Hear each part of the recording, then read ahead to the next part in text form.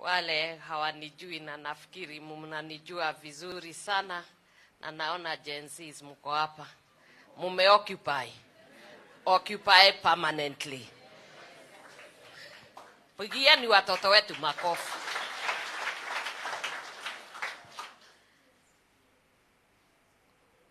Mambo mengi ambao yanaendelea katika nchi yetu, lazima tujue sisi tukiwa Wakristo, na ninasema bila woga. Kazi ya kanisa ni kuhakikisha watu wako soba. Sema soba. Na hiyo kazi ambayo tulianza, ningeomba nyinyi kama Gen Zs, millennials na wale wote na sisi wote, tuone tumeendelea vile tulikuwa tunaendelea. Ndio tuweze kuwapatia na kazi na ajira ambazo zitawasaidia. Kwa sababu watu wakiwa walevi katika nchi haiwezi endelea, uchumi hauwezi endelea.